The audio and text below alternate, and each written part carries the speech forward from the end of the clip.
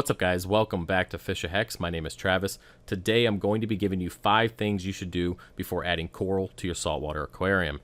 Now, if you've been here for a while and you've dabbed in and out of coral, or even if you're an experienced acropora grower, the long-term success that you might be experiencing right now always comes back down to the basics, and that's exactly what we're going to talk about here in this video. So without any further ado, let's go and get started. All right, number 5, make sure the tank is completely cycled before adding any coral. Again, this might seem basic for those of you who have been here, but trust me when I say I get emails, people asking, what do I do? My coral's dying. And then you comes to find out they just set up the tank a few weeks ago with either live rock or dry rock, and their corals are starting to die. Well, what happens is if you set up a tank with either, again, dry rock or live rock, you have to go through the whole cycling process. And basically what happens is any detritus or anything that's dead on those rocks is going to break down, produce ammonia. The ammonia will turn into nitrites. The nitrites will then turn into nitrates, and that's when the cycling process is done. Now, depending on your rock or what you have, maybe you've added some bacteria to the tank, regardless of what you've done, you should still wait at least 4 to 6 weeks for the tank to go through and stabilize before adding any types of coral.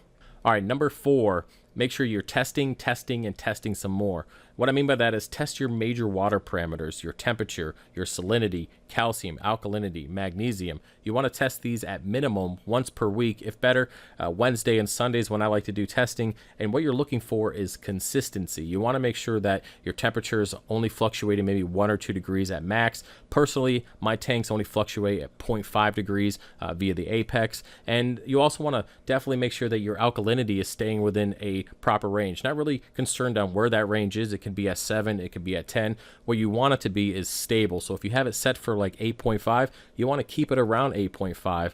And I have other videos on the channel in the beginner guide list that kind of talks about keeping those parameters stable, so go ahead and check those out. But again, consistency before adding anything to the tank will ensure the success.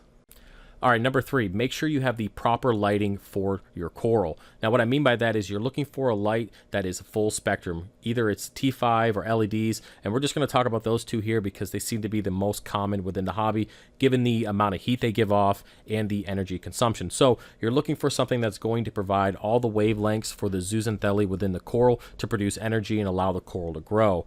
Now, if you're going to your local fish store and you see what they have for display tanks there that are just kind of for fish only, you're not going to want that single LED strip. It's just not going to work for you. What you're looking for is something, maybe if you're on a budget, something like a Mars Aqua or an SB Reef Light. Those are relatively cheap LEDs that have proven growth, and you guys have seen that on this channel. They grow great. Or even going to a dual T5 fixture with a full spectrum bulb, maybe an actinic bulb and a 10K bulb, having the mixture there will provide the spectrum for the coral.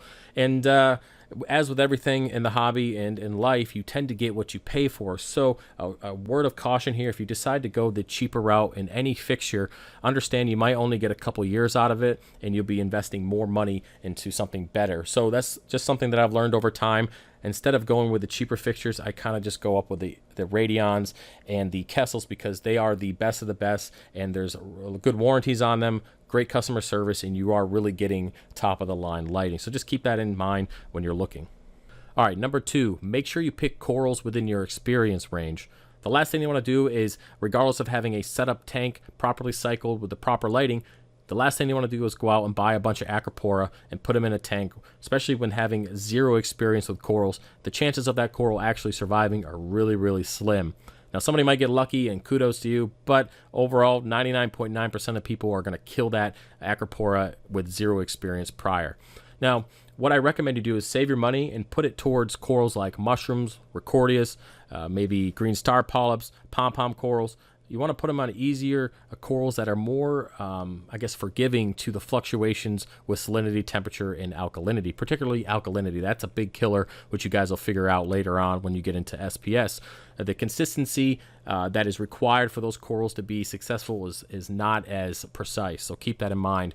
Now, once you are growing all of those, you can move your way up to harder corals like maybe Duncans, which are still considered really easy coral, but they're into the LPS range. Maybe hammers, torches, frog spawns, lobos, acans, that kind of stuff. And you can dabble into easy SPS like Monty caps, encrusting Montipora, even green bird's nest. That stuff is really easy once you're kind of moving into that range. And again, when you're successful with all the corals prior, move your way up to those acropores and put your money into that, and kind of see what route you want to go. For me personally, I'm a big acro fan, but I know a lot of people who just love having a ton of green star polyps in their tank. So we all have our own preference, and you'll figure that out once you're starting to grow coral.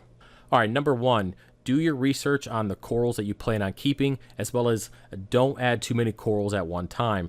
And when it comes to adding too many corals, the whole reason behind that is you want to cut down on any fluctuations that the tank might experience given the particular coral you might add. You can add a ton of soft corals, which won't impact the alkalinity of the tank, but if you add a bunch of SPS or even a bunch of LPS, the fluctuation alkalinity could have a negative effect on your tank if you're not looking out for that.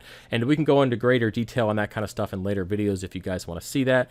And yeah, when it comes to getting a bunch of coral in, the second reason why you don't want to do that is you don't want to waste the money on it, and your success rate is going to go down again by getting too much at one time. So I recommend starting off with between 1 to 5 frags, and before you pick out what particular coral you want, do your research on that coral. So say you want a green star polyps, which a lot of people like it. I loved it when I first started out, but what you should do is go ahead and Google green star polyps, get an idea of how it grows, how it could take over a tank, and its certain water parameters. Now, when it comes to that kind of easy stuff, it's not really a big deal on what it requires to grow. As long as you have a stable, consistent water parameters with the proper lighting, it's going to grow, and it's going to grow really fast.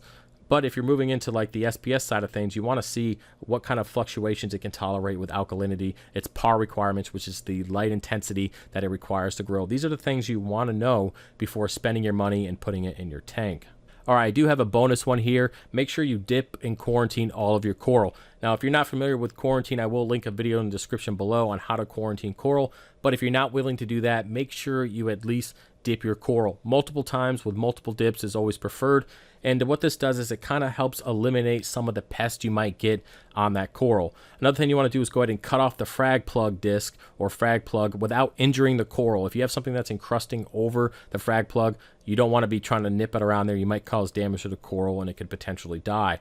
So doing those things will aid in your success. And again, quarantine is always the best option for success when it comes to coral, because you might not see it, but a little baby adaptation might be on that frag plug or disc, or even in the rock of your zoanthid frag, and you might not see it until it's too late.